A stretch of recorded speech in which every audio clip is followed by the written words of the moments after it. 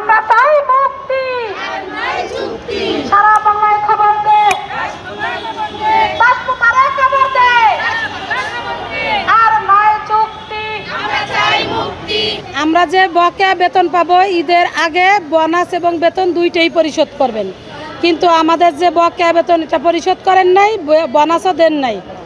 আমরা এখন মানবতার জীবনযাপন করছি, ছেলে মেয়ের লেখাপড়া বন্ধ, বাড়ি ভাড়া বন্ধ, খাওয়া দাওয়া বন্ধ, দোকানদার চাল দিচ্ছে না, কোনো জায়গায় কাঁচা বাজারের দোকানে যেখানে বাকি খাইতাম সেখানেও আমাদেরকে এখন দিচ্ছে না, যাদের আমরা বিল পরিশোধ করতে পারি নাই। আমাদেরকে এখন আমাদের হসপিটালে নতুন টেন্ডার হয়েছে, নতুন ঠিকাদার আসছে, নতুন ঠিকাদার এসে আমাদের পুরনো যত লোক ছিল সবাইকে বের করে দিছে আর কি, বাতিল করে দিয়ে তারা নতুন লোক নিয়োগ দিছে। সামনে 2 মাসে দেখা যায় সব মানুষ রাস্তায় নামবে, কারোই চাকরি থাকবে না, নতুন ঠিকাদার আসবে, তারা নতুন করে লোক নেবে, পুরান লোক সব বাদ দেবে।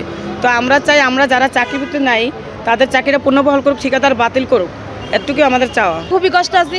আমার মেয়েটা কালকে মেট্রিক পরীক্ষা দিতে যাবে, বাড়িওয়ালা কারেন্ট কেটে দিচ্ছে, লাইন কেটে দিচ্ছে 1 সপ্তাহ আগে, কিন্তু আমার খুবই কষ্ট হইতেছে। আমরা এই সময় শুনছিলাম আমাদের চাকরি ফেরত দিবে, আমাদের টাকা পরিশোধ করবে, তাও দিল না। তাহলে আমরা খুবই কষ্ট আছি, বাজার নেই, সদা নেই, একটা কি জিনিসটা আমরা বুঝতে পাইনি।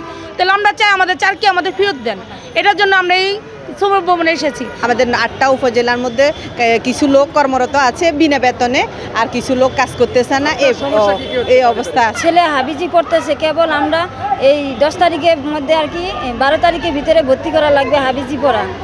মেয়ে এসএসসি কালকে দিব, মেট্রিক পরীক্ষা, মাস্টারদের বেতন দিতে পারি না, মানে অনেক কষ্টভাবে চলি। সারা বাংলাদেশে যদি লিস্ট করতে চাই আপনার এখন যারা এসে আপনার প্রায় 3700-র মতো হয়ে গেছে, আর বেতন বকেয়া আছে প্রায় 4000-এর উপরে।